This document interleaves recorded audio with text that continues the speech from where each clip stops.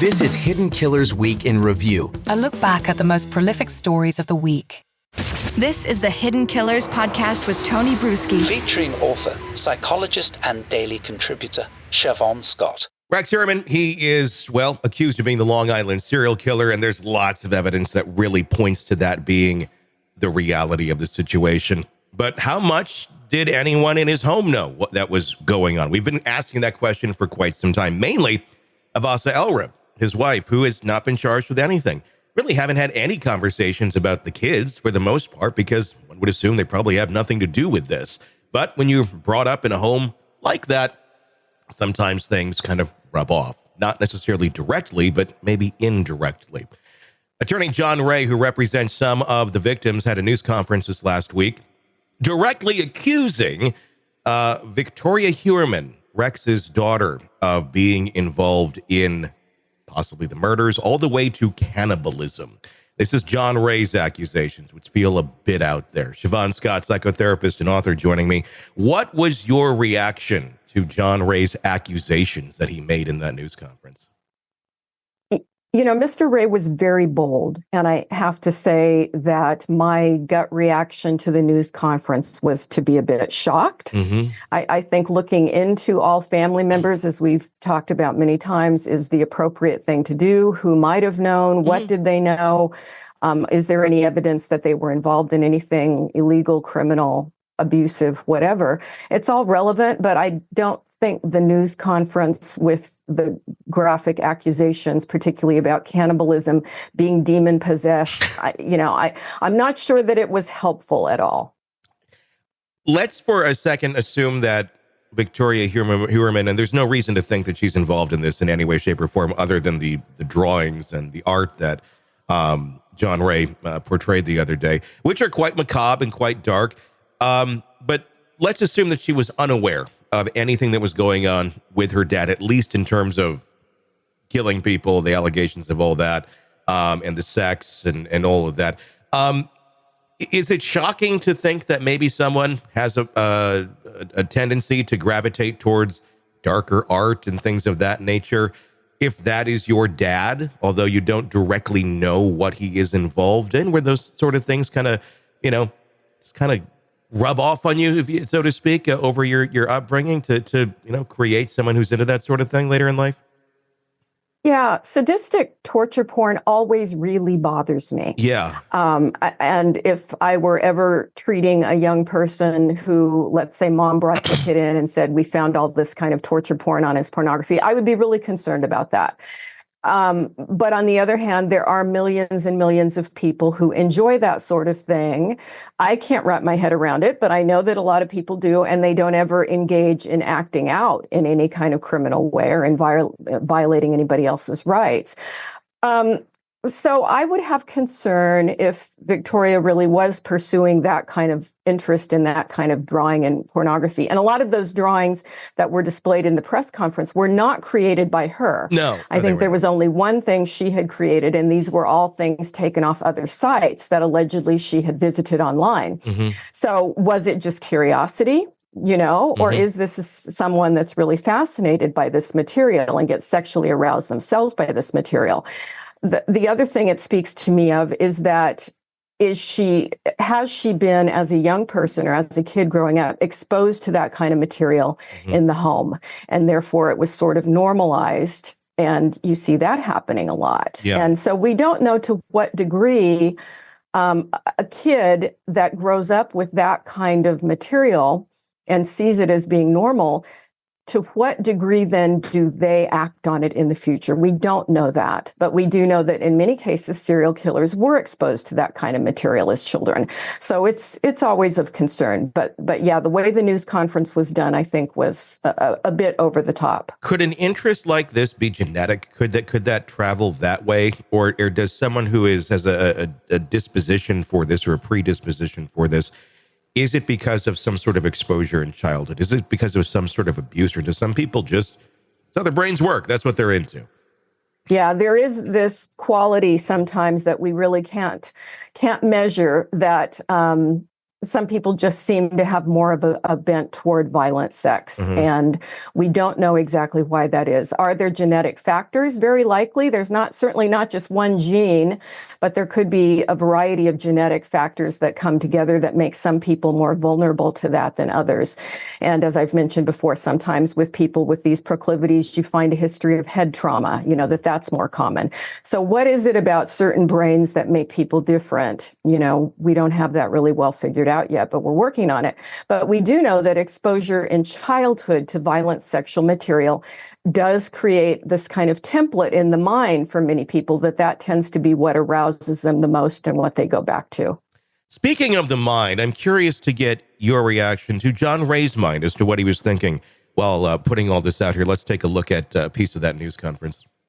When you take all of these things collectively,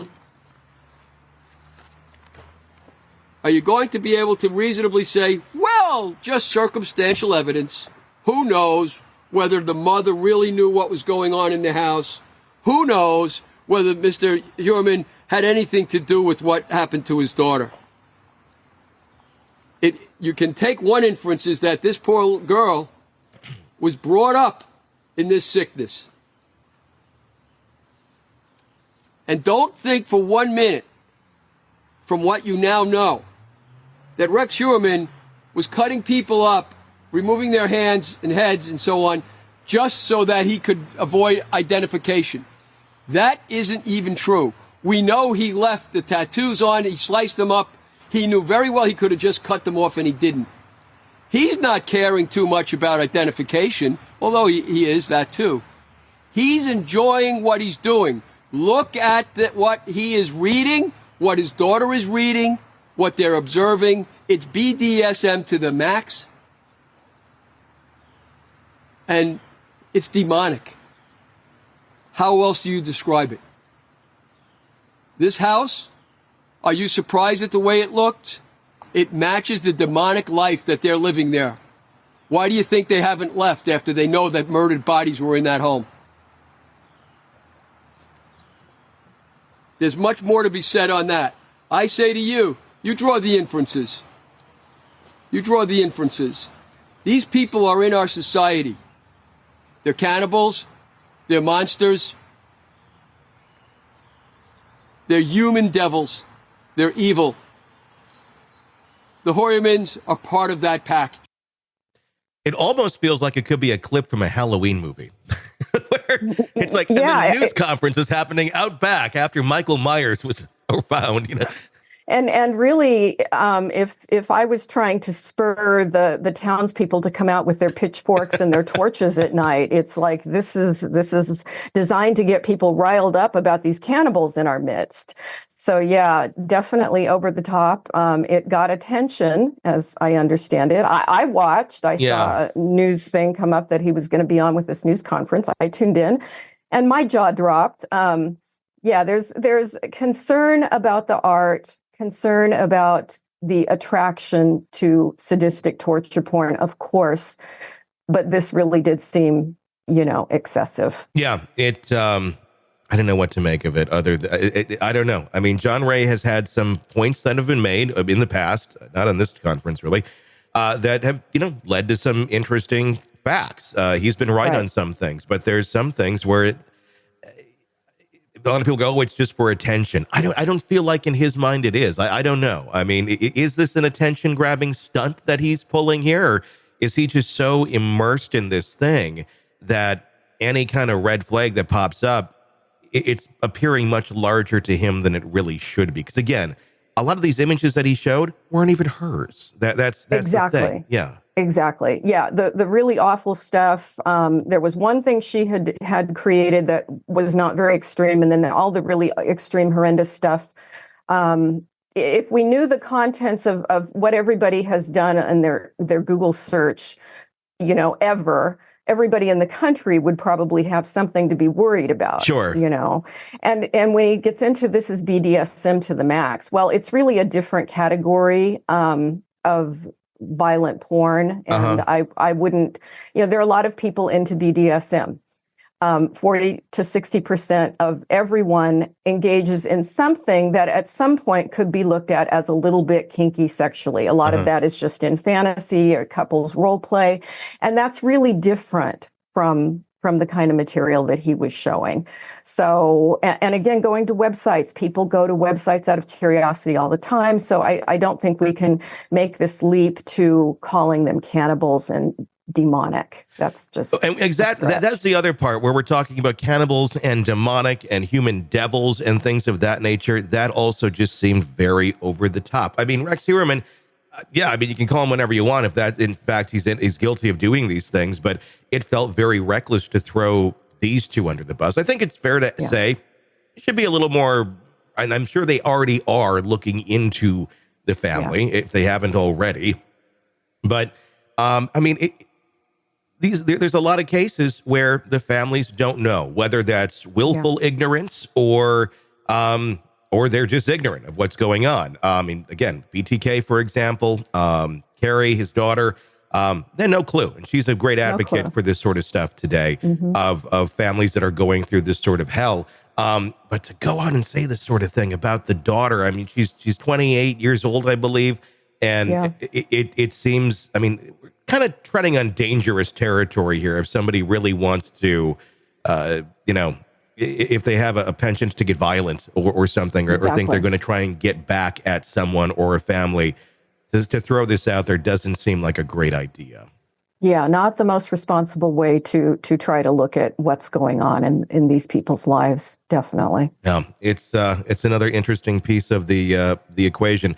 If he's right, I'll eat crow. But I don't know. It just feels like this is a bit of a stretch, but I don't know. There's a lot of questions about that family, but this one kind of came out of left field. We'll see what happens after this. If not a lawsuit against John Ray, because I think he's kind of treading some thin ice right there. Want to listen ad-free? Want advanced access to all of our interviews before anyone else? Become a True Crime Today Premium Plus subscriber on Apple Podcasts. You get every episode commercial-free. So you can binge on true crime until you can binge no more. Search True Crime Today Premium Plus on Apple Podcasts now, or go to our podcast page and sign up now. More of the Hidden Killers podcast next.